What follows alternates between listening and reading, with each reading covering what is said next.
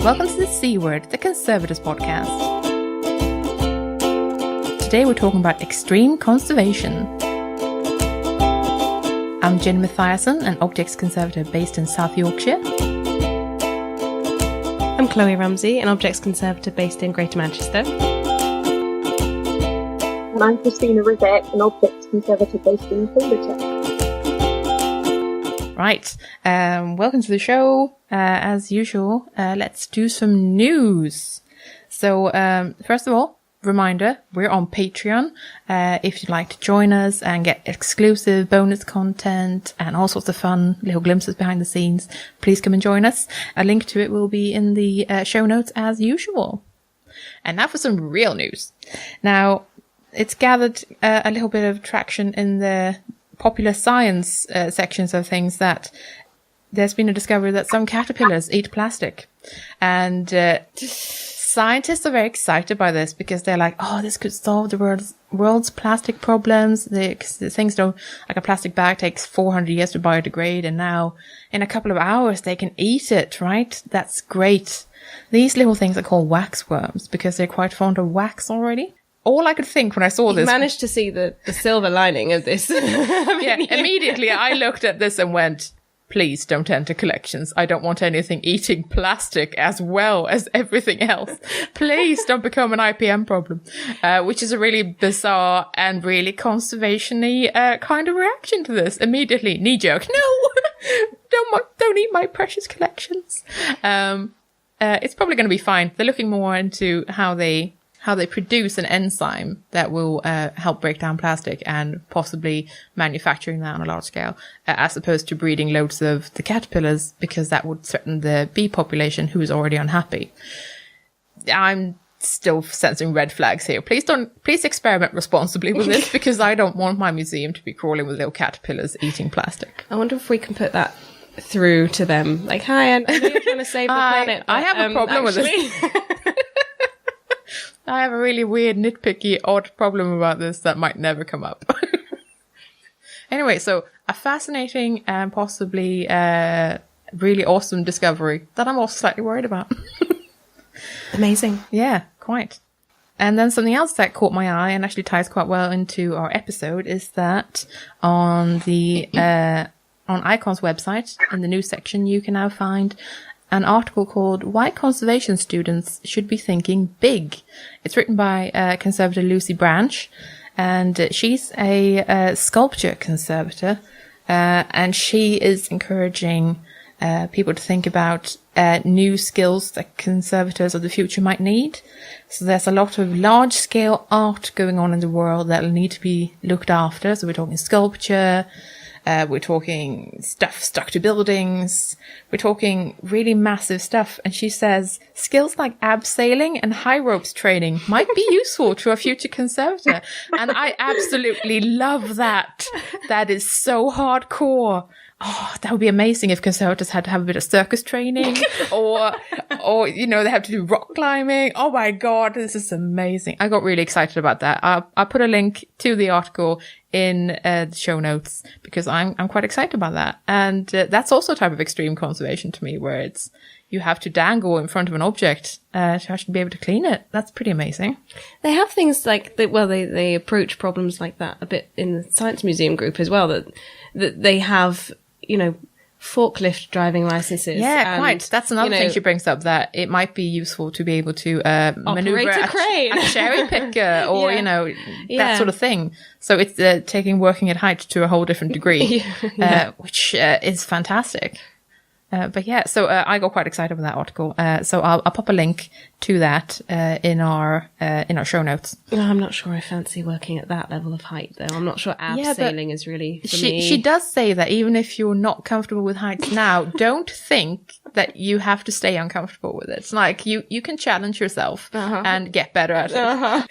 Yeah, I like small things. I think I'll keep with small things. Yeah, and that's also fine. They will also need us, ground-dwelling, slug-like conservators. Saying that fondly as an archaeological conservator. I like the ground. The ground's really nice. Oh, yeah. Although, have you ever considered underground conservation? I was thinking stuff like, what about cave paintings? And They have these amazing underground temples in Malta, for example. Like, people need to conserve them, right? I'm writing this down. I'm getting ahead of myself. I'm getting really excited now. But that's also something that would fall under what I would call extreme conservation, which is what we're talking about today. So we're talking about the slightly more out there ways of conserving things. So it might require special skills or might involve extreme conditions. It's something that's really interesting to me, because while bench work is fascinating in and of itself, it's interesting when that bench work takes you somewhere else entirely as well. Christina, have you encountered any extreme conservation? Not necessarily done yourself, but, even, seen it happen or heard about it or anything like that? I haven't done any myself. The most extreme I've done personally is a gallery refurbishment, complete gallery refurbishment project, where we were working in a 6-story building that was also being completely renovated, and there were sort of safe routes through the building, which were, as it sounds, literally the only way you could get from one area to another. Oh, wow. Without falling into a hole where a floor used to be and wasn't anymore, or where they'd taken a staircase away or whatever. So, we spent the whole time in safety boots and hard hats and high-vis vests to get anywhere. And you had to kind of make sure you knew what the current safe route was, because they'd switch around from time to time just to make sure things were extra confusing. But that's about as extreme as I've ever got. But I do know people who've worked in places that are very hot, places that are very cold. It's something that we really don't need to think about in this country. In the UK, we are so rarely, we whinge about our weather all the time, but we're so rarely beset with extreme temperatures. Yeah. Because it's always pretty ambient. Like, it can be a bit chilly, but not really. So we don't really have to factor in this adhesive won't work, or this adhesive will be too effective in the wrong kinds of ways, unless we're sending something overseas to where that is a problem, and that's rare enough in itself. So I think it's extreme conservation doesn't even for us have to be all that extreme. It just has to be a bit hotter than we're used to. Yeah, quite, yeah. So I think the first thing we're going to do is we're going to listen to an interview with Cathy Tully, who is a conservator-in-a-suitcase.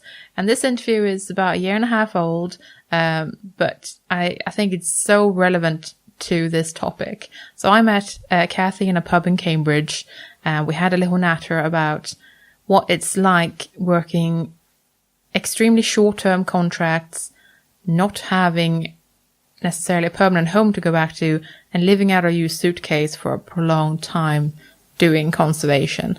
And it's so different to what I do, because whilst my parents think I'm quite nomadic in that I move every couple of years, as where they live in one place forever, this takes it to a different degree. It's a kind of a true nomadic life for a conservator, which I thought was super interesting. So we're just going to listen to Cathy and me having a chat. Could you tell us a little bit about your experiences in the last year or so, where you've been? You've traveled a lot. Well, I finished my degree at UCL in September of 2014, I guess it is now, and worked in Cambridge for a little while. Then visa ran out because I'm American, so trying to find jobs in America when you're just out of uni, it's a little bit hard, and ended up going to Qatar for 4 months, and then because it takes a while and so much money to go back to the States, stayed over in the UK, went on holiday, and then went out to Lebanon for about 6 weeks on an archaeological dig.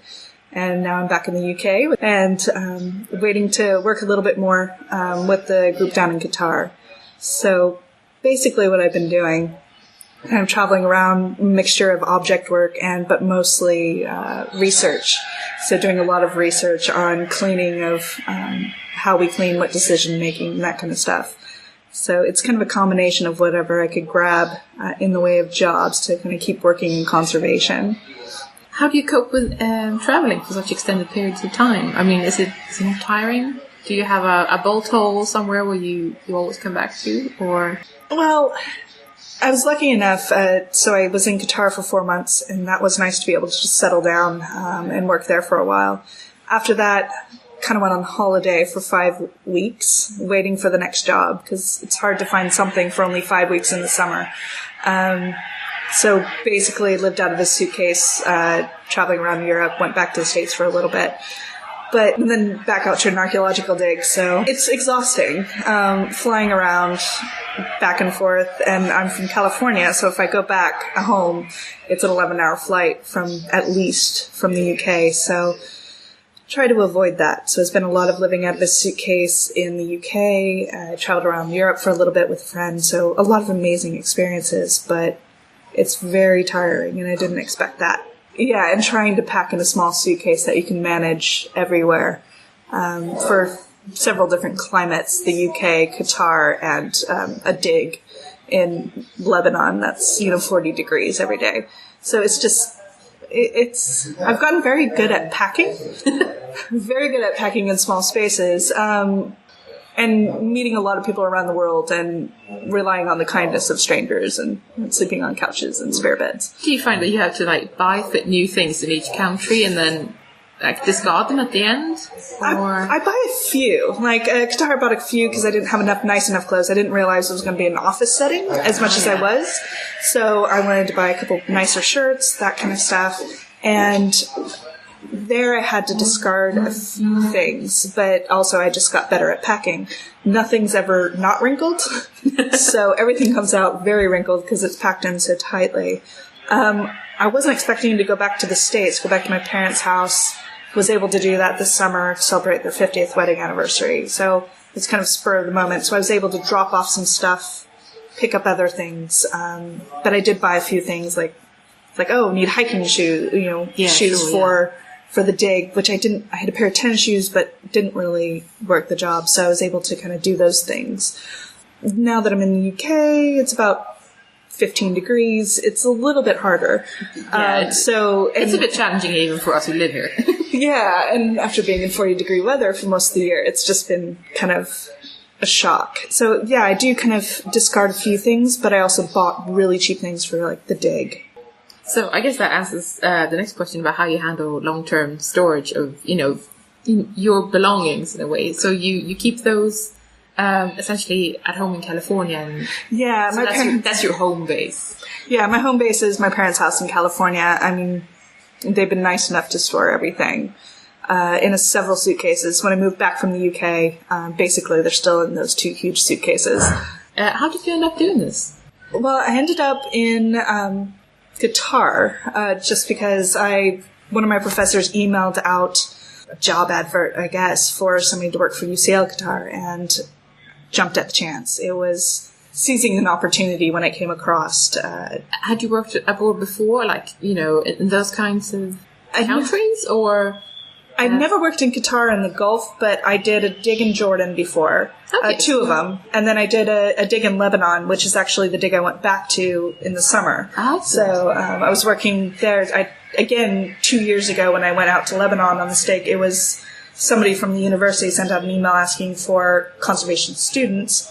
Went out there for 5 weeks, did pottery reconstruction, and then the boss that I had asked for more people. I wasn't able to do it the year I had my internship, but I was able to do it this year. So basically knew it was happening, just contacted her, say, hey, I'm going to be free. I'm going to be in the region if she was interested in having somebody come out. So it was really working on the old contacts I had made and just grabbing at anything that just came across.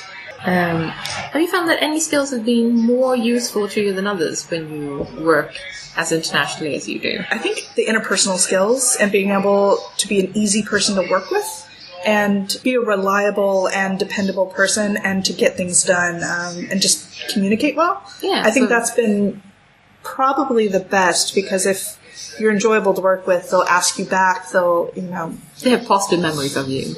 Exactly, and it works everywhere. I mean, I'd love to have better language skills, but the places I've worked, we've all worked in English. So just needed to be friendly and reliable and, flexible, I think, is the other one, because that's one of those that always comes up on job descriptions, doesn't it? Yeah, and it's not even just flexible about how you do your work and how you approach your work, but also flexible on when you're working and when you're going, leave times and just kind of schedules and being able to change really quickly. And that's something I had to really learn. Yeah, think on your feet and just be willing to change and kind of go with the flow. People have wondered if you feel safe traveling and staying in these countries as a female on your own. Do you have any thoughts or advice on that? Or sometimes I think it's being aware of your surroundings and what's culturally appropriate. I mean, in Qatar, never walking out in short skirts and, tiny tops, that kind of thing. So just to be aware, I always felt safe, especially in Qatar. Felt safe wherever I went. It's a safe country. You have to take taxis everywhere, which is kind of frustrating, but we always had people we called. So you find people you trust, you reuse them, you really build up those relationships as well. So it makes the security. Lebanon was a little bit different. That I felt a little less safe just because of the instability and not knowing my way around. Starting to feel a little more confident, but we had riots going on in Beirut, and we weren't sure if they were going to spread down to where we were staying and that kind of thing. So for the most part, yeah, I haven't really had problems, but don't go wandering around at night, be culturally appropriate. Don't use common sense. Exactly. And I haven't really found that it's a big problem. Do you find that you can save up, or do you find that this is more of a paycheck to paycheck kind of thing if you work these short contracts? It depends. It depends on pay. Some places pay well with short contracts. The Gulf region, I will say, pays fairly well for short contracts. Digs don't. That's kind of in the nature of archaeology. Exactly. Across the world, unfortunately. Exactly. So you go through and, for me, because I've been basically don't have an apartment. And when I do go back to the States, I stay with friends, I stay with my parents. I don't have, I don't have utilities. I don't have rent. So, which is great. You also don't have a home really to come home to, but I have student loans that I have to pay. That's been the main thing. So I've saved up this year. I think probably it might change, but it just depends. Basically what I make in Qatar is what I've been trying to sparse out for the entire year, and we'll see how long that goes. I'm hoping it will last me for a while till I get next, next short-term job. Fingers crossed, definitely. Exactly. How expensive is it to travel between these countries? And, is this something that you pay for, or is this something that your employer is willing to help you pay for? I've been really lucky because both jobs I've had, so in Qatar and Lebanon, my bosses have paid for the flights. So didn't have to worry about that. And actually coming from California to go to Qatar, it's a very expensive flight. So that has been paid for. And one reason why I stayed over in the UK and Europe is because I didn't want my boss in Lebanon to pay for a round-trip flight from the US and back. And I also visit friends, stay on this side of the world.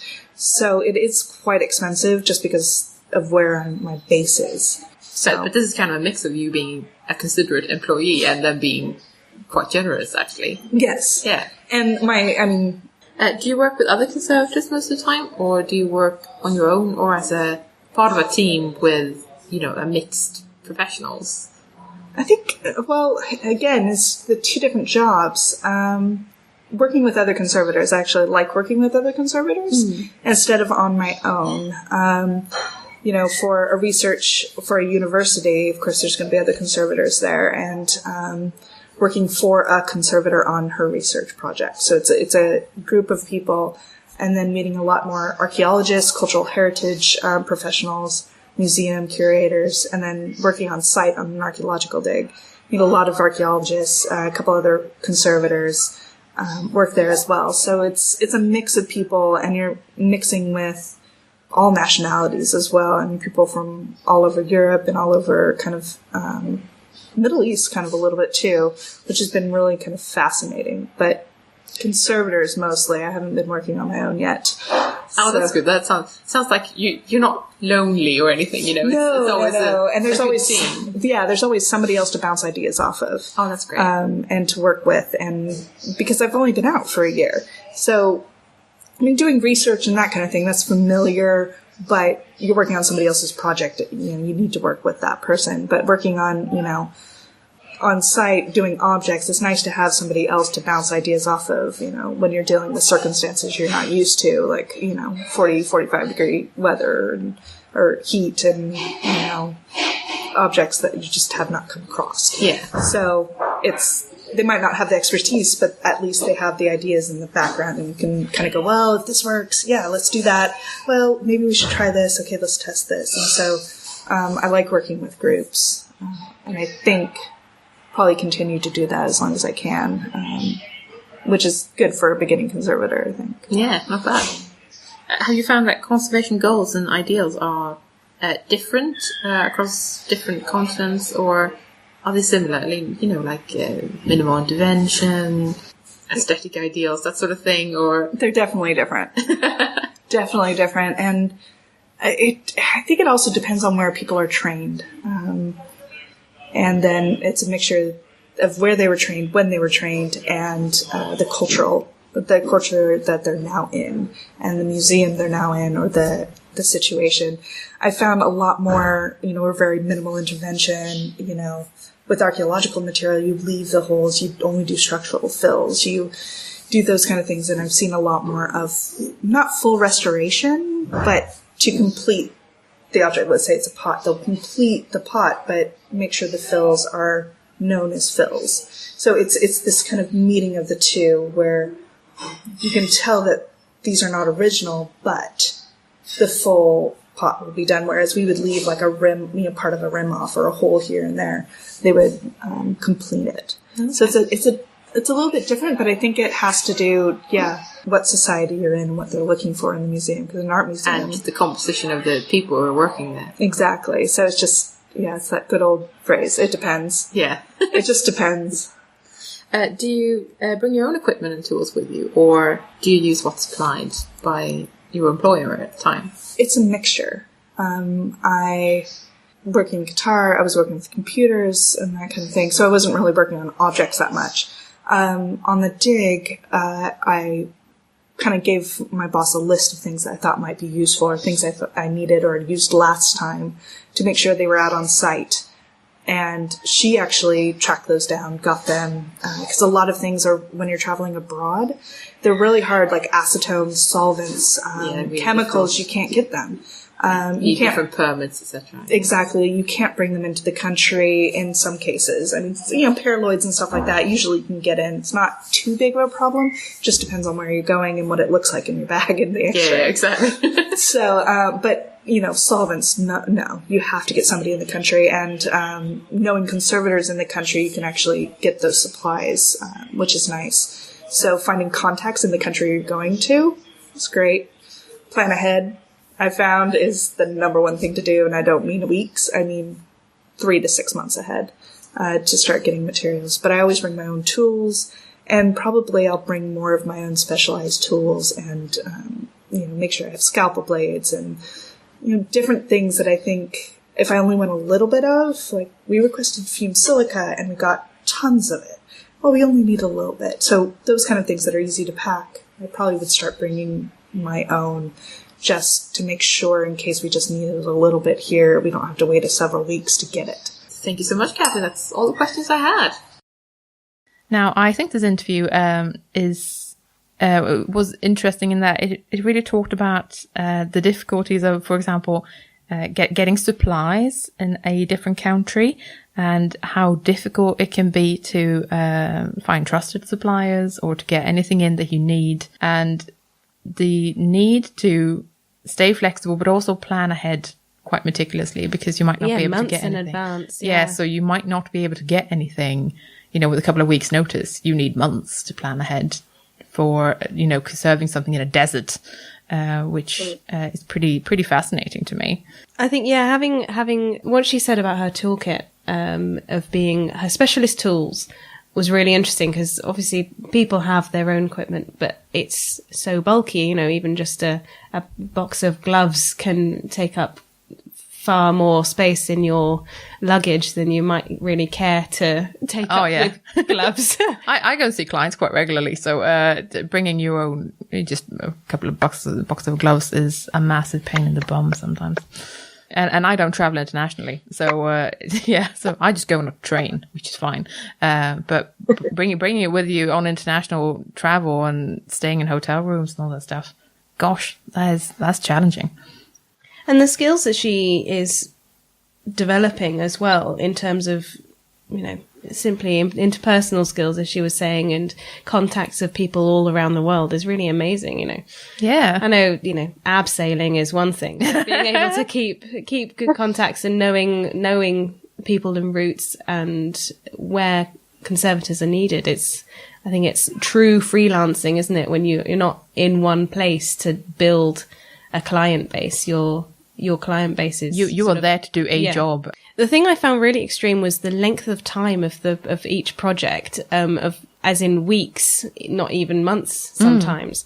And I was just thinking about how different that is to the way that I work and the way that I find that I really prefer working. I need months and months to feel good and settled in, and I feel like I develop over time. But she is working on such a short time scale that she is doing all of that. 5 weeks here, 6 weeks there. Yeah, exactly. I think that's really amazing and admirable. Yeah, I'm not sure that will be for me, so I'm really impressed with people who can do that. I think what was interesting for me was that when Cathy was talking about instability, it wasn't just the instability that comes from short-term contracts and not knowing how you're going to be able to source your tools and equipment. But in a couple of cases, she was talking about political instability as well. And it working in a situation where what's happening elsewhere in the country might suddenly escalate and mean that you had to abandon your project and leave the country and so on. Yeah. And that's something that is so different from the kind of environment that most of us work in museums. Yeah, we feel that we sort of know more or less what we're going to be doing in the next weeks, months, whatever. But to have the instability to not really be aware of whether you're suddenly going to have to leave a place, it's quite scary. Though I found it interesting that she said she felt safe the entire time. That's really good. Yeah, I got the impression that she felt like employers were good at looking after people who came in to do the jobs, which is really nice to hear. And now we're going to listen to our next interview, which is with Sophie Rowe. Today I'm talking to Sophie Rowe, conservator at the Polar Museum. Sophie has recently returned from a conservation project in the Antarctic. You came back from Antarctica in January? No, I went in January. You went in January. I came back at the beginning of March. So I spent about a month exactly on Horseshoe Island, which is an island off the coast of the peninsula of Antarctica. I recommend everybody go and have a look at a map, actually, if you don't know where that is. But it's about 67 degrees south, so just south of the Antarctic Circle. And it has on it a historic hut, which is one of 6 that are managed by the United Kingdom Antarctic Heritage Trust, henceforth referred to as UKAHT, and we went there specifically to do essentially a survey of the state of the building and the artefacts in it. So I feel that it's probably a bit of an extreme thing to suggest that it's extreme conservation, because we didn't do very much in the way of treating. We actually essentially looked at the state of it and did a kind of inventory of what's there. When I spoke to you before, you said it wasn't so much extreme conservation as extreme cataloguing, extreme condition survey. Yes. What were the practical challenges you faced? So what were not the practical? Every single thing about it is complicated, because this is a place that's 9,000 miles away. And so, for example, when you're thinking ahead of time about organising a fieldwork season in a place like that, you have to plan all of the tools that you're going to need, and all the materials and all the food and your tents and your sleeping bags and absolutely everything you're going to need for working there, because essentially you're out of touch with the world for that month that you're there. The way I got there was I went with the RAF on a flight from Brize Norton in Oxfordshire, which is an RAF airbase, down to the Falkland Islands. And the Falkland Islands at Port Stanley have a warehouse which is used by British Antarctic Survey, and that was where all of our stuff that we needed for this trip was depoted. And so we had to go there and we spent a couple of days doing exhaustive inventory and checking and repacking and making sure that the bills of lading were filled in, because all the work that you do in the Antarctic is covered by essentially extraordinary number of permits. You have to have permits to take things there, and you have to have permits to take things away, and you may not leave any rubbish. And if you wish to dispose of things that you produce from the toilet, you have to have arrangements for that. So there was quite a lot of sort of inventory and logistics at the point when we were in Stanley. And then from Stanley we were picked up by HMS Protector, which is a naval ship.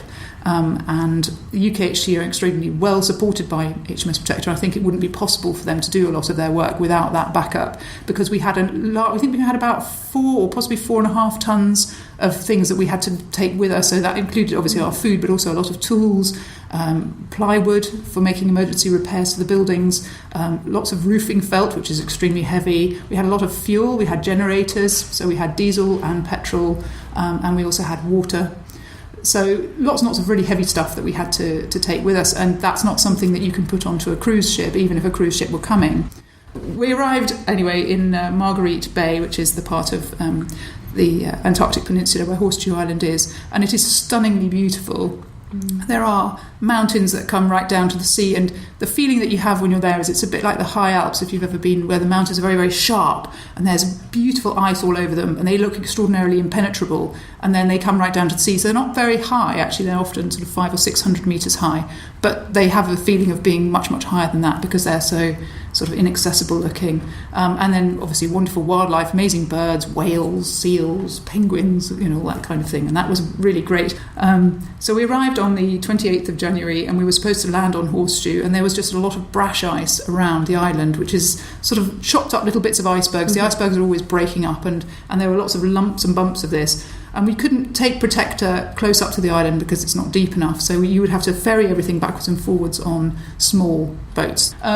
And so they have 3 different boats that they can use to help you get backwards and forwards, but they're much smaller, and none of them could really cope with the ice on that day. So then we came back on the second day, on the 29th, and managed to find a place where we could land all of the equipment, but it was about 1 kilometre from where we needed to be. And this is an island that, although there is a historic hut on it and it's visited occasionally by tourists, essentially there aren't paths. And, it's just ice and snow and rocks and so forth. And then you are with this incredible, heavy, awkward stuff that you have to schlep across this terrain. Had to carry the 4.5 tons of... Well, not quite all of it. We prioritised. But there were quite a lot of things that we had to try and carry, including things like gas bottles, a lot of our food. So I walked backwards and forwards with about 20 kilos at a time, many, many, many times. And the Marines, this is where the Marines were just brilliant, because they were competing with each other about who could carry the most. And they were saying things like, oh, it's so heavy, I can't get it onto my back. If you just get it onto my back, I'll carry it. And then they would sort of yomp off carrying some improbable amount, like 60 kilos of stuff, which was like gas bottle, a full-size gas bottle and things like that. Extraordinary. And so without them, I think we'd probably still be ferrying things, because there was an awful lot. The initial part where we landed was very sort of cliffy, and so there was a kind of human chain running between the boat and then the point where everybody could start separating off and carrying things. And then the next day we found that we were able to get much closer to our proper site where we were going to be based, and so they landed the rest of the stuff there. But that was a day where we had a lot of rain and sleet, and we all got super wet. And what was also lovely about the Marines was that this was just, by anybody's standards, you would say this is pretty grim. We're hauling heavy stuff and it's horrible weather and it's really wet and it's grim. And the worse it got, the happier they were. And they were all sitting laughing, and we were all eating this, lovely pasta that they'd brought us from the ship, and in the sleet, with wet hands and everything else, and getting really cold. But having a high old time, because, the worse the weather is, the better they like it, apparently. Was that the point at which you started to wonder what you'd let yourself in for? I think it was a real eye-opener about getting wet, actually. I mean, people asked me beforehand about how cold it was going to be, and for the time of year I think people would anticipated that it would be about -5 at night, and then maybe up to about 10 degrees in the daytime. We've got almost, in the time that I was there, we had almost no snow, but we did get sleet on that first day, and actually that probably was the worst weather that we had on that day. And in that time I soaked through all my gloves, And then it's really difficult to dry anything because it's just not warm enough.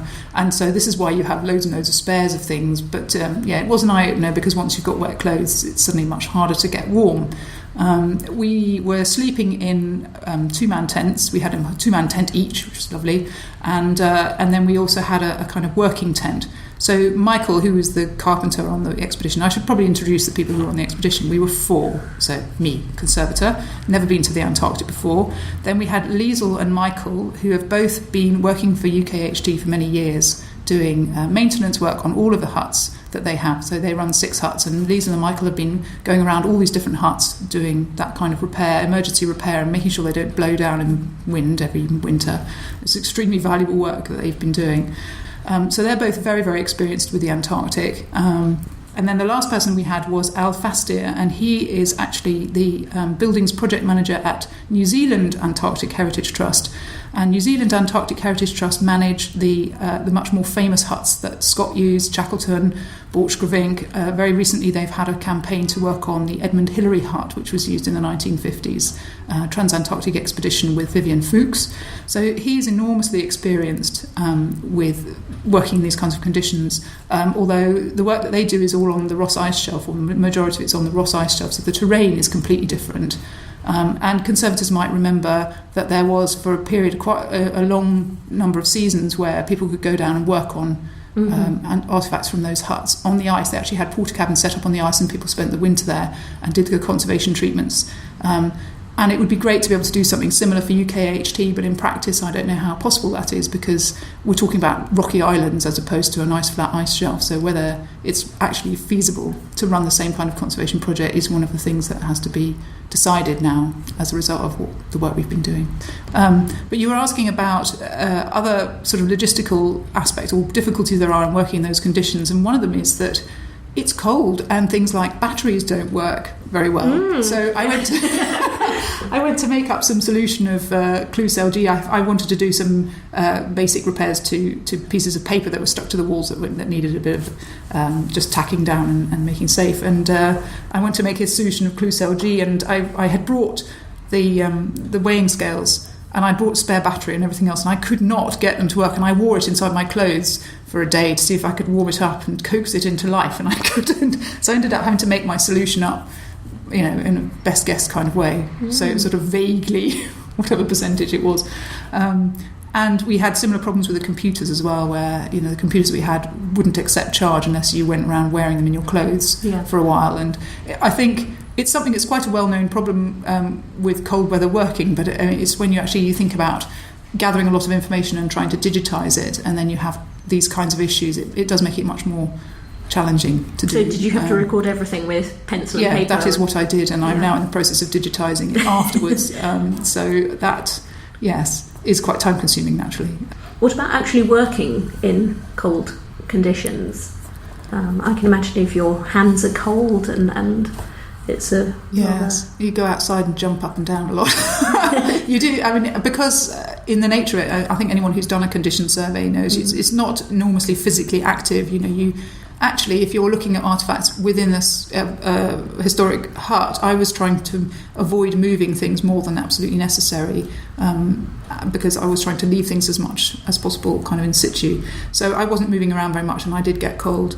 And so I would just go outside and do some star jumps and try and warm up again, and obviously wore lots of clothes as well, lots of hats. I think I had 2 hats on at all times, also because I couldn't wash properly, so my hair became horrifying and I needed to cover it up.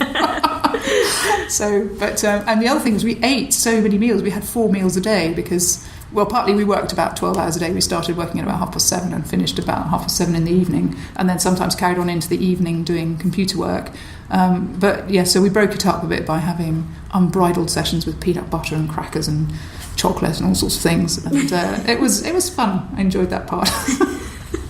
What did you have to do in the way of preparation? You say the other members of your team had been down south before, but you hadn't.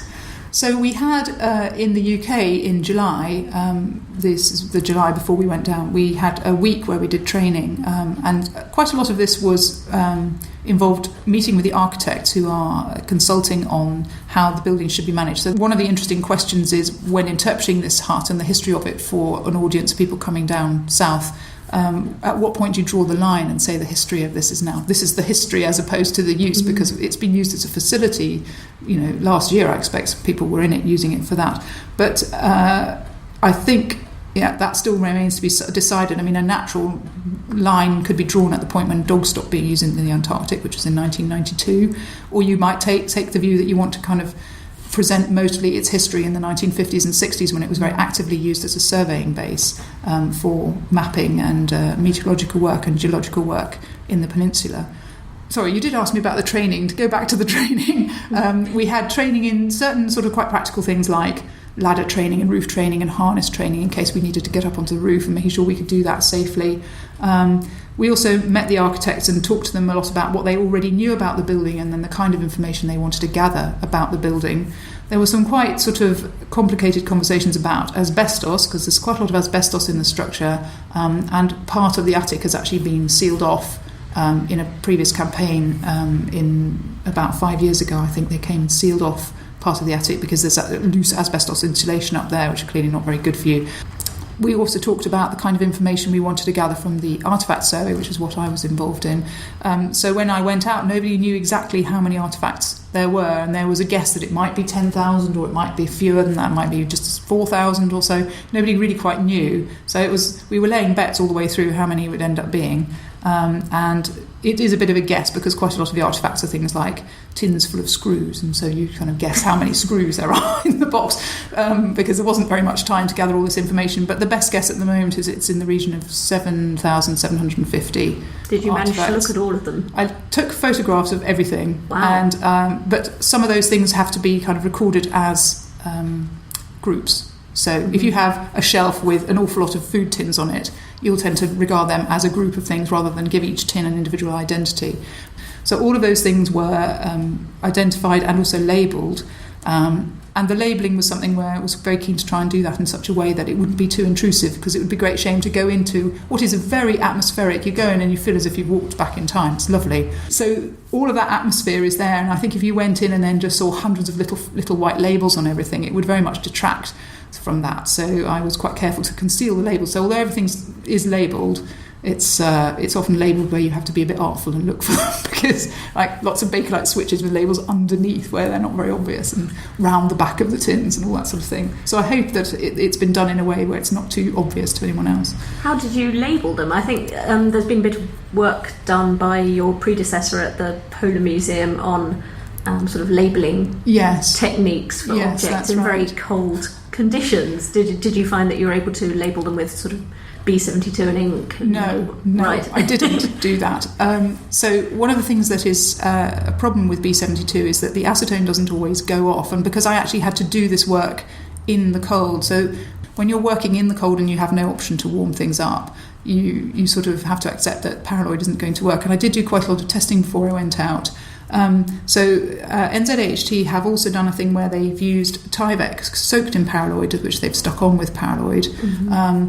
And because I was worried about using paraloid, I ended up experimenting with Lascaux acrylic dispersions. So I had 498 HV and 360 HV. Actually, 360 I think is no longer available, which is a great pity because it's the one that works the best for this kind of situation. Because it has, I'm assuming this is why, but I think because it has a very low glass transition temperature and it's quite tacky at room temperature, it's actually still nice and tacky even at 5 degrees or so, which was about the temperature I was applying it at. And because it's water-based and I was writing on the Tyvek with an alcohol-based archival pens, I didn't actually have to do the whole thing of soaking the Tyvek in paraloid first because it wasn't coming through. So it was perfectly possible just to write the Tyvek label and then stick it on using the acrylic dispersion. So that's what I ended up doing, except where I had objects where I knew that I was labelling a group and that they were eventually going to be separated out, and there I've just tied on labels rather than do a more permanent kind of labelling. But I have heard from New Zealand side that sometimes the paraloid labels do come off because the TG is not quite low enough, if you see what I mean. I think it gets too brittle at some of the temperatures that they experience. But the Ross shelf has very different conditions from what we have in the peninsula, significantly further south for a start. Did you find other areas where you had to modify the sorts of treatments you carried out or the kinds of materials you were able to use because of the conditions you were working in? Well, because I wasn't really doing conservation treatment as such, it didn't really come up. And also, the condition survey part was a very, very simple condition survey. It wasn't purely a stability score. We were scoring between 1 and 4, where 4 are things that are really, really urgently in need of conservation and are actively deteriorating. There was a particularly amusing one, which was a tin of salt, where the tin had just absolutely disintegrated and you were left with literally a pillar of salt on the kitchen shelf with the kind of rust in a sort of ring around it. That was definitely a 4. And then I think the majority of things that are in a bad way are metals. There's quite a lot of surprising amount of rubber. There are lots of rubber boots and waders and things like that, and then quite a lot of rubber insulation on things. Because this is the 1950s, you're getting some early plastics creeping in. All the door handles are made of Bakelite. Bakelite is very stable, but even the more worrying kind of rubbery compounds are doing fantastically well because it is so cold. And of course, that's one of the things people suggest for those materials is to keep them in the cold to reduce the oxidation. So those and textiles and wood, all doing surprisingly well. And a lot of the paper's not in too bad a condition, but because it's inherently vulnerable, that's the other material where it probably is the stuff that needs some attention sooner rather than later. But the metals for sure are by far the biggest challenge. What about the environment there? You mentioned that you'd had sleet, and it's obviously very cold. Is it quite humid at times as well? Well, this is something where we still haven't got data. Data loggers are there, but we don't have data from them at this point to say. But it's possible to see from the condition of artefacts in the building where you're getting issues with moisture. So, for example, there's one room where there was a lot of mould, and it is a space which underneath, the building's actually built onto sort of stilts at one end. Because the ground slopes away, and people have put an awful lot of bits and bobs under there, and also it tends to it's on the side of the building that gets drift, so the snow is blown around and then it all sort of just settles there and becomes a great kind of icy tongue next to the building. And then we've also got places where you've got clear holes in the fabric of the building, so around doors and windows and so forth, and where moisture's coming in from those, you're getting a lot more problems with rust and, also to some extent a bit of rot in the wood is creeping in as well. Yeah. So is there anything you can do to mitigate that, to sort of help preserve the objects better in the longer term, or do you just have to sort of work with what the conditions are now, secure the fabric of the building as much as you can, but basically leave it as it is? It's a very interesting question, because if you were not working 9,000 miles away with... and also in a continent where, there's an enormous amount of legal framework. I mean, I mentioned earlier about, the whole issue of waste and the impact that you make in the course of your activities on the environment. And all of that legislation that exists is very strongly geared towards protecting the environment. And so introducing systems that need a lot of power to be spent, electrical power from whatever, is just difficult. Realistically, I think you have to reckon on the most passive methods you can, just because also things break down, and then what are you going to do? There's nobody there keeping an eye on it. There's nobody physically present on that island very regularly. It's visited. We had something like in that month 5 visits from cruise ships, but actually relatively few make it that far south. Yeah. So that's a really interesting question. But it is obvious that keeping your building secure and weather tight is a hugely important aspect of what you can do. I'm intrigued by the sort of status of this building. I mean, obviously by carrying out an inventory and starting to label the objects, you're starting to treat it more as a museum, or possibly a monument, I suppose. But as you say, it's still used sometimes as a refuge, and presumably would still be if people were in dire need. Yes. This, for me, I have to say, professionally, has been one of the most interesting parts of the project. It's actually the hut and all 6 huts that are run by UKHT are designated as historic sites and monuments under the Antarctic Treaty, and have been to, I think it's 1996. So, but despite the fact that they are historic sites and monuments, they have been used as refuges up until quite recently. But the understanding now is very much that we're going to try and avoid that unless it's absolutely necessary, and try and understand these more as historic sites and treat them just as you would go to a National Trust property, you wouldn't then go and sleep on one of the beds and go and use the privy. Theoretically, you wouldn't contemplate it. And I think it's quite interesting when you talk to people who don't come from a conservation background about these huts, even though they're only from the 1950s. When you put it like that, when you say, if this was the National Trust, you would know how to behave. Yeah. It is sort of like the National Trust. It's just a small trust, but it is essentially, that is what they're aiming for. It isn't just about how the huts are used now, but also how they're managed and how they're maintained. And one of the things that's come in with the sort of recent move towards essentially abiding by the Spectrum standard and the accreditation standard that we use in the UK. I mean, we're not technically bound by it because it's offshore, but actually those are the standards we're trying to work to with managing this site. I think if you come from outside that world, that museum world, it can look arbitrary and awkward and possibly in some ways impractical to try and impose that standard on a site of this kind. And the people who've been involved in, managing them up until now, I think it's not always easy for them to quite see where it all comes from. And I think they generally do get it.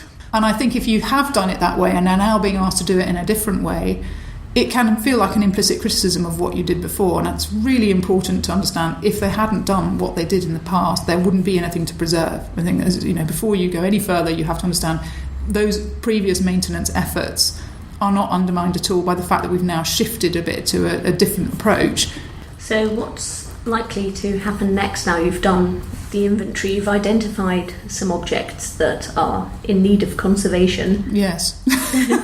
Well, I do hope very much that some conservation will happen. I think that the plan at the moment for UKHT is to do similar exercise with some of their other huts where they also need to do a kind of full inventory and stock take and also understanding of the building. So once those things have happened, then I think they'll be in a position to plan their conservation efforts. And whether it's possible to run them in tandem with the surveys or not, I think is something that is still being discussed, because we've only very recently got back with all of our information, and there's obviously a lot of decision making and planning to go ahead. So as I understand it, the next concrete thing that will happen is that we'll do a very similar survey. I say we, I'm not sure it'll be me, but a similar survey will be done at Stonington, which is about not very far away from Horseshoe, and then after that, we'll have to see where they go with it. But yeah. So you've come back to work at the Polar Museum, which is your day job, in a post that's funded by UKAHT. Do you feel that your experience of actually going to the Antarctic continent has made you see the day job differently? But yes, I think I definitely would say that working at the Polar Museum for a few years before going to the Antarctic, and particularly because we did a big Antarctic cataloguing project of all the Antarctic artefacts that we have in the Polar Museum collection, and so I felt, I've seen so many of those Andrew Lusk Onions tins. It's really lovely to see them all in their context, and also I think to have a better appreciation of some of the people who you meet around the Institute, who I don't think I'd ever really thought very much about what they were doing in the Antarctic, and now I feel these are people I must talk to and learn everything they can tell me about life with the Falkland Island Dependency Survey in the 1950s and 60s. So that's really great and really enriching, and I think it's a fantastic opportunity as well to flesh out that story. In my back in a long time ago, I used to work on Egyptian artefacts, and you never get the chance to ask an ancient Egyptian anything, and so it makes you appreciate that possibility tremendously. I think coming back to the day job after an experience like that is it's harder than you would imagine because they've had a tremendous adventure, and it's an enormous privilege also to essentially camp on a desert island for that kind of time in that sort of environment. It's really a very, very special experience, and I loved it. I really loved it. But yes, I think it makes me also very grateful for things like, even in a relatively small museum without great resources, we do have a weather-tight building. We have decent environmental control. I can turn on dehumidifier if I feel I need to. So many, many things seem so much more straightforward in a way, and that's good. It's quite nice to feel that you've got quite an easy life in a museum by comparison. Thank you very much for talking to the C Word. Thank you. So I loved that interview. I thought it was really, really interesting, and I think I learned quite a lot about the different projects. And my very first impression of the first part of what she was saying was anything where you have to involve the army or similar groups of people, you know that it's a different kind of project to others. You need burly men, possibly armed, to help you lug things. 60 kilos? Oh my God. That is an amazing feat. And it put me in mind of the Dave and Attenborough, the making of, filming. Yeah, when they have to move all of their equipment to places where there are no people and no access, and it's all very, very hard. So in my mind's eye, as she was describing it, I was thinking, oh wow, yeah, I can imagine the rocks and penguins and well, that obviously is entirely alien to me. It sounded a bit like almost being in space, that you're so the access is so hard, and you've got to take your waste with you if you've got too many people. It's amazing the project there, and the levels to which they are maintaining the landscape is amazing. Yeah, absolutely. I enjoyed the real value of pencil and paper that came across when you can't trust your laptop to charge or turn on because it's very cold. But so again, this reliance on technology, it might not work out in extreme circumstances. And I kind of like that they had to revert to the traditional methods that would have been used by the people very much who built these huts, for example. And such an exciting challenge, isn't it? To think, right, what don't I have? This is what I can do. It's really, really cool. It's very MacGyver conservation, which I love. I did ask Sophie after the interview if there was anything that they'd forgotten and that they wished they'd brought, but she said no. Yeah. Oh, disappointingly, they'd planned well. I would have been all regrets. Just get there and then realise that you'd forgotten your pencils. No pencil sharpener. No. But just the sheer amount of planning that went into this, they planned pretty thoroughly, and it worked out. The thing about pencils reminds me of this apocryphal story that's often told during the sort of most intense space race days, where the Russians and the Americans were competing to see who could get furthest into space and so on. And you often see this thing about how the ballpoint pens basically don't work in space. Oh, yes. And the Americans spent millions of dollars developing a special pen that will work in space. Of course they did. So the story goes, the Russians just took a pencil. And actually... I want that to be true. Is that true? And I would love that to be true. It's not true. Oh. You can't use pencils in space either, because apparently you get lots of graphite dust and shaping. Yeah, the problem then will be that gets in everywhere, which is bad. Yeah, absolutely. So it's a great story, but it's a brilliant story. True. But it kind of reminded me of that. But it also made me think, well, actually, and this ties in with what you were saying, Chloe, about it being like being in space. Has there been any conservation in space yet? Oh, because that would. I was going to say Conservators in space. Now that's something I want to see. I don't think there's ever been an astronaut trained conservator yet. I'm so not up for trying. And now I'm thinking that, you know how they technically go into space with these fancy flights now for like billionaires. Yeah. Could you do a bit of experimental conservation in that environment where you're in zero gravity? Oh, that would just be adhesive everywhere. Okay. You wouldn't want to spill your metal cellulose there, would you? Quite. Worse than normal. Yeah. But yeah, that was really, really interesting interview. I was also really impressed with how much kind of foot traffic they got. Like 3 cruise ships a day. Jesus, that's quite a lot of people. I don't think we get that sometimes in Greater Manchester. Yes, that's a lot of people. So yeah, I was just kind of impressed with that, because I kind of thought, I hear someone who visits once in a blue moon when a cruise ship happens to pass by. Not this is a tour stop where we actually actively offload people and go have a look at the thing. It's the only thing to look at. That's amazing. Yeah. So I'm always thinking about hazards, obviously. Not in a scaredy cat kind of way, in a collections kind of way. And I found it really interesting what she was saying about asbestos. With asbestos not only being in, obviously we've got the integral part of the building, but then the objects that they have.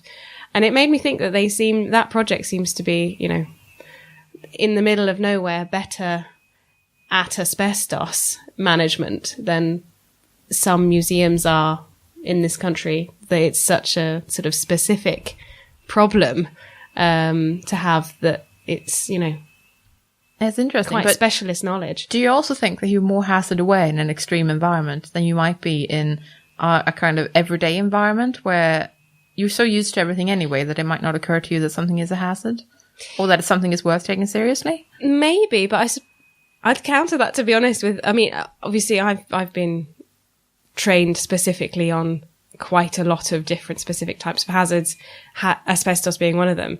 And I think in that situation, if I hadn't been trained in asbestos identification, my priorities would be not hazards in there. It would be like my personal safety and the group's personal safety, and am I going to freeze to death? Is a penguin going to eat me? Only under extreme circumstances. I don't think I'd be suited to this sort of project. It's amazing. It is amazing, but I don't think I could do it myself. Personally, I mean, adventures are great and stuff, but you're good. I'm good. So yeah, I'm really glad we heard from Sophie. That's really good. So I think some overall themes from both of these has been the importance of planning and the importance of thinking on your feet and being flexible. I think because conservation is so new, lots of conservators are, in a way, carrying out extreme conservation anyway, because objects are so different and they keep bringing new challenges all the time. So even if you've treated a apparently similar object before, there's no guarantee that what worked then is going to work this time, and so on. And so I think a lot of the time, conservators, particularly in some areas of conservation, are having to kind of make it up as they go along, and that they're really kind of at the cutting edge of treatment and so on, and collection care. In some sense, that is kind of extreme, actually. A lot of what we do hasn't been tested before, hasn't really been used before, or tried before, whatever. I'm just making the case as a kind of desk jockey conservator. Yeah, no, quite. No. What we do is also amazing. Yeah, exactly. And extreme. We can be extreme without getting too cold or wet. I think, is that what you're saying? Yeah, basically. But I mean, in some ways it is. It's not like doing something that's been tried before. There is an element of kind of uncertainty and danger as well. As usual, if you have any comments, questions or corrections, please let us know. We love hearing from you. Patreon shout out. Thanks so much to Irina for joining us on Patreon. Thanks for listening. We're the C Word, and you've been listening to Christina Rosaic, Chloe Rumsey, and me, Jenny Mathiasen. Special thanks to Sophie Rowe and Cathy Tully. You can check out our website at thecword.show, tweet us at the C Word Podcast, or simply email us at thecwordpodcast@gmail.com. The intro and outro music is Spring by Didi Music, used under a Creative Commons Attribution license. This has been a Wooden Dice production. Boom! Yeah! Woo! I love that I still keep those in.